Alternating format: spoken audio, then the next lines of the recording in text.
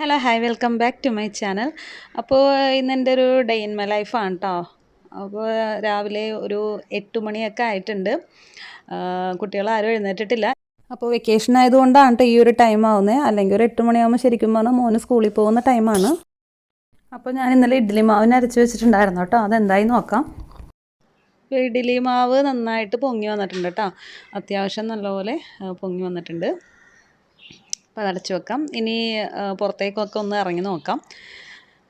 പുറത്തേക്ക് ആദ്യം ഞാൻ ചെയ്യുന്നത് ലവ് ബേർഡ്സിൻ്റെ കേജ് മൂടിയിട്ടേക്കുവാണ്. അതൊക്കെ ഒന്ന് തുറന്നിട്ട് കൊടുക്കും. കാരണം ഇവിടെ പൂച്ച പിടിക്കും. രാത്രിയാകുമ്പോഴത്തേനും പൂച്ച വരും. അപ്പോൾ അതുകൊണ്ടിട്ട് കുറേ അങ്ങനെ പൂച്ച പിടിച്ചിട്ടുണ്ട്. അതുകൊണ്ടിട്ട് അങ്ങനെ മൂടിയിടുന്നതാണ്. അപ്പോൾ രാവിലെ ഒന്ന് ചുറ്റുപാടൊക്കെ ഒന്ന് നോക്കാം കേട്ടോ. അത്യാവശ്യം വെയിലായി തുടങ്ങിയിട്ടുണ്ട്. അപ്പോൾ നമുക്ക് ലവ് ബേർഡിൻ്റെ കേജൊക്കെ ഒന്ന് തുറന്നിട്ട് കൊടുത്തു. അപ്പോൾ നോക്കിയപ്പോൾ വെറുതെ കിടന്ന് കരഞ്ഞുകൊണ്ടിരിക്കുകയാണ്. അപ്പോൾ ഞാൻ നോക്കിയപ്പോഴത്തേന് അതുങ്ങളുടെ ഫുഡൊക്കെ തീർന്നു പോയി. അപ്പോൾ എന്നാൽ പിന്നെ ഫുഡ് ഇട്ട് കൊടുക്കാമെന്ന് തിരിച്ച് അടുക്കളയിലേക്ക് തന്നെ പോവാണ്. ഫുഡൊക്കെ എടുത്ത് തിരിച്ച് അവർക്ക് ഇട്ട് കൊടുക്കുകയാണ്. വെള്ളമൊന്ന് മാറ്റി കൊടുത്തട്ടോ. അപ്പോൾ ഈ തെനരി കാണുമ്പോൾ തന്നെ ഭയങ്കര ഒച്ചയാണ് അതിൻ്റെ ഉള്ളിൽ കിടന്നിട്ട്. അവർക്കറിയാലോ ഫുഡ് വരുന്നുണ്ടെന്നുള്ളത്. അപ്പോൾ അക്ഷമനായിട്ട് അങ്ങോട്ടും ഇങ്ങോട്ടും ഓടി കിടക്കുന്നതാണ് ആ കാണുന്നത്. അപ്പോൾ ഞാനപ്പോൾ വെള്ളം മാറ്റി വെച്ച് കൊടുത്തു, കൂടെ തെനരി മാറ്റി വെച്ച് കൊടുത്തു കേട്ടോ. അപ്പോൾ ഇവർക്ക് അതല്ലാണ്ട് ഞാൻ സാധാരണ കൊടുക്കുന്നത് തുളസിയില ഉണ്ടെങ്കിൽ അങ്ങനെ കൊടുക്കും, അല്ലെങ്കിൽ പനിക്കൂർക്കയുടെ ഇല കൊടുക്കും.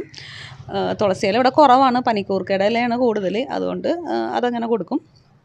അപ്പം അതാണ് കൂടുതൽ ഇഷ്ടം കേട്ടോ. അപ്പോൾ അതൊക്കെ അങ്ങനെ കൊടുക്കുകയാണ്. ഇതിങ്ങനെ ഞാൻ കെട്ടി വെക്കും കേട്ടോ.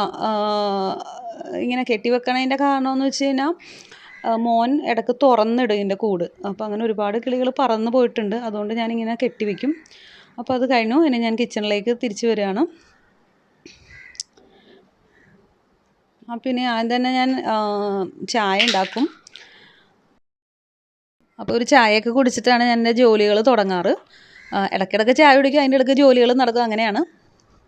അപ്പോൾ ചായ ഇവിടെ റെഡി ആയിട്ടുണ്ട്. ഇനി അടുത്തത് ഫുഡ് ഉണ്ടാക്കാൻ പോവാണ്. അപ്പോൾ ഇനി ഇഡ്ഡലി ഉണ്ടാക്കാൻ തുടങ്ങാം. അപ്പോൾ ഇഡ്ഡലി മാവ് അരക്കുമ്പോൾ ഞാൻ കുറച്ച് അത്യാവശ്യം കൂടുതൽ അരച്ച് വയ്ക്കും.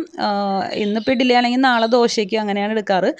അപ്പോൾ വലിയ പാത്രം ആയതുകൊണ്ട് അതിൽ നിന്നൊരു ചെറിയ പാത്രത്തിലേക്ക് മാറ്റി അത് ഫ്രിഡ്ജിൽ സ്റ്റോർ ചെയ്ത് വെക്കും. എന്നിട്ട് വലിയ പാത്രത്തിലുള്ളതാണ് ഞാൻ ഉണ്ടാക്കാറ്. അപ്പോൾ ഉപ്പൊക്കെ ഒന്ന് നോക്കി, ഉപ്പൊക്കെ ഉണ്ട്, കറക്റ്റാണ്. അപ്പോൾ ഇഡ്ഡലി ഉണ്ടാക്കാൻ തുടങ്ങുകയാണ്. അപ്പോൾ അതിന് കുറച്ച് വെളിച്ചെണ്ണയൊക്കെ പുരട്ടി ഇഡ്ഡലി മാവ് തട്ടിലേക്ക് ഒഴിച്ചു കൊടുക്കുകയാണ്.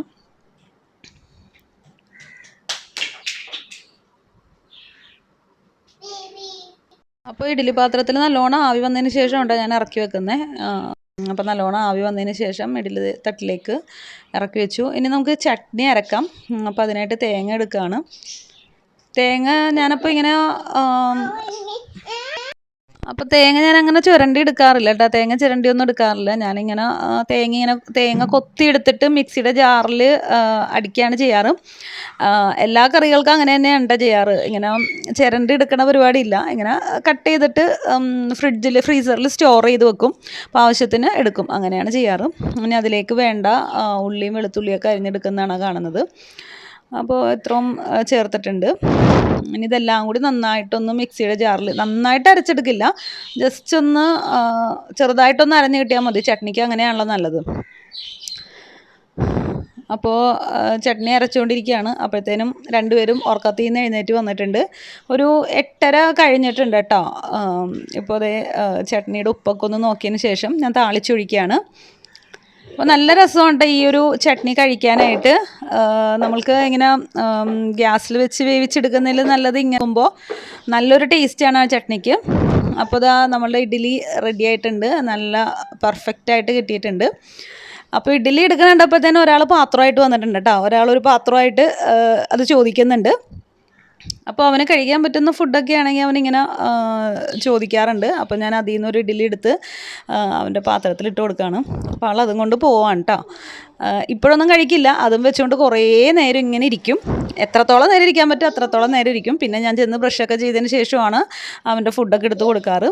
അപ്പോൾ ഞങ്ങൾ കൂട്ടി ഇഡ്ഡലി കഴിക്കാൻ പോവാണ്. അപ്പോൾ ഞാൻ അങ്ങനെ എടുക്കുന്നുണ്ട്. അപ്പോൾ അവനും അങ്ങനെ തന്നെ വേണമെന്ന് പറഞ്ഞു. അവൻ അങ്ങനെ തന്നെയാണ് കൊടുക്കാറ്, സെപ്പറേറ്റ് പ്ലേറ്റിൽ ഞങ്ങൾ കഴിക്കണ പോലെ തന്നെ കുറച്ച് കറിയൊക്കെ ഒഴിച്ച് ആളങ്ങനെ ഇരിക്കും കുറേ നേരം അതും വെച്ചുകൊണ്ട്.